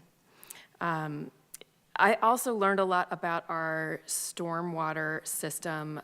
A number of residents asked me during campaigning about water and erosion and why can't we have curbs with drains like other neighborhoods. And so it was a very helpful conversation about how things work and actually that it's more environmentally friendly for water to seep down into the ground slowly over time rather than to get put into pipes, which then speeds up the movement of the water and causes more erosion downstream. So that was super helpful. I also wanted to make a public service announcement on behalf of the sewer department. The flushable wipes are not actually flushable. You should all see what comes out of their filters. Then I just have a very brief update representing the council on the Ohio, Kentucky, Indiana Regional Council of Governments.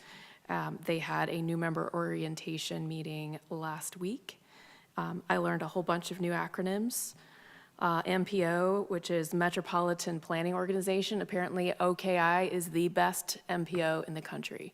So it's pretty cool to be a part of that.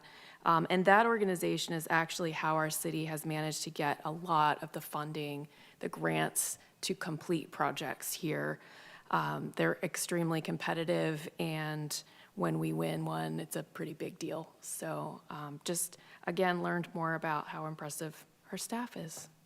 Those are my reports. Thank you. I don't think I've ever heard an OKI update since I've been on council, so I think that's great. I think you're going to represent us well, and I'm happy that you're going. Does anyone else have any other committee reports? Oh, okay.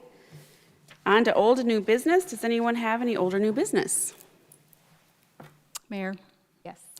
I just want to mention this because I think it'll be important for all of us to follow. Representative Adam Matthews, who represents our area, along with another representative and 2 state senators, they haven't actually introduced the legislation yet, but they are talking about introducing legislation that eliminates the state income tax and the commercial activities tax through a phased-in approach that will reduce the top rate of 3.99% to 0% in 2030. And I tried to go to their meeting. They're having like town hall meetings, and I tried to go on February 1st, but unfortunately the location of the meeting was changed, and I don't think we were made aware of it. And so by the time I found out where the meeting was relocated, I missed most of the meeting. I was interested in really finding out how, by eliminating the tax, how is that going to affect the schools and local municipalities that rely on some state income tax? So those are some questions that we should pay attention to in the future. They are going to have some more of these like town hall kind of meetings, and actually I sent a text to Representative Matthews today to find out if they had any more scheduled, and he said on February 20th at 6 p.m. at the Hamilton Township Administration Building, and then also on February 25th at 3 p.m. at the Crimson Cup Coffee in Westchester is what they have scheduled so far. He did say future meetings should be found on the Ohio House website, and he does have a little bit of information on his page there on the Ohio House website if you're interested in finding out more about the elimination of the state income tax. And then just briefly, we always get our newsletter in our packets from the Mason Historical Society, and I will always continue to sing their praises because they always have such wonderful stories in there of things that have happened in Mason in the past. They're just one of those few gems that we have in our community that a lot of people don't realize that are there. But I just want to point out, if you haven't read the story, there's a story in there about the cannery, and we always talk about the cannery property and what can happen to it now. There's a good story in there about the cannery and how it got started. Also, Helen Fox, Jim Fox's wife, wrote a really interesting story about they're called tree motif, I think I'm saying that correctly, memorial sites, and they actually resemble tree stumps or trunks, and there are some of those over in our cemetery, which I thought was very interesting. And she gives a little bit of background about how those came about and how some family members have those kind of tree stumps. And there's also a really interesting story about the ice house that used to be located years and years and years ago behind Leslie Lee and Allie Spaeth's house. And my father-in-law, Leslie Spaeth, has a really great story in there of something that happened to him when he was a young boy. So I want to encourage everybody to become members of the Historical Society, and you can get their newsletter, either hard print or electronic version. and they have other benefits of being a member of the Historical Society. Thank you. Okay, anyone else? All right. Next, I need a motion to adjourn to go into executive session for the purpose of discussing employment compensation of public employees and acquisition, disposition of property.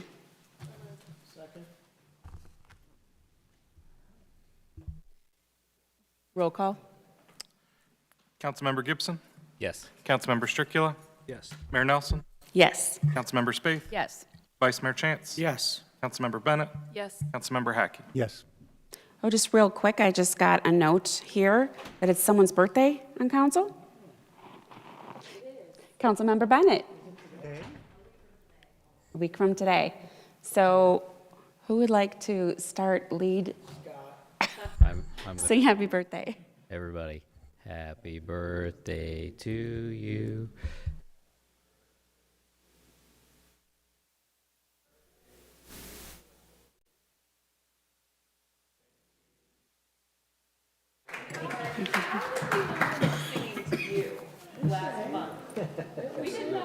I think we sang.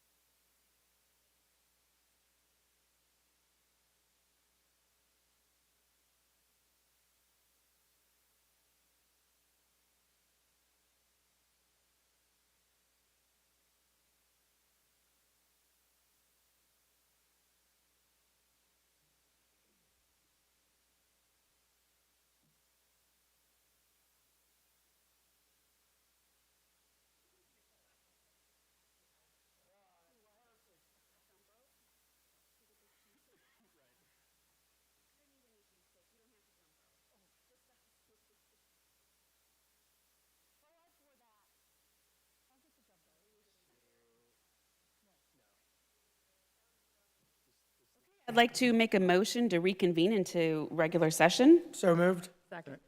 All in favor? Yes. Any opposed? I need a, okay, ordinance 2024-21. I need a motion to read by title only. So moved. The agenda. Yeah, first we'll need a motion to add it to the agenda. I'm sorry. Okay. I need a motion to add ordinance 2024-21 to the agenda. So moved. Second. All in favor? Yes. Any opposed? I need a motion to read by title only. So moved. Second. All in favor? Yes. Any opposed? Approving the collective bargaining agreement between the City of Mason and truck drivers, chauffeurs, and helpers Local 100, and authorizing the city manager to execute the agreement and declaring an emergency. Mayor, members of council, this is legislation that would authorize a 3-year contract with our Teamster union. The Teamsters are representative from employees within the Public Works and Public Utilities Department, without asking for council's authorization. Okay. I need a motion to suspend the rule and allow for adoption after the first reading. So moved. Second. All in favor? Yes. Any opposed? I need a motion to adopt. Second. Any council discussion? Roll call, please. Councilmember Stricula? Yes. Mayor Nelson? Yes. Councilmember Spaeth? Yes. Vice Mayor Chance? Yes. Councilmember Bennett? Yes. Councilmember Hackey? Yes. Councilmember Gibson? Yes.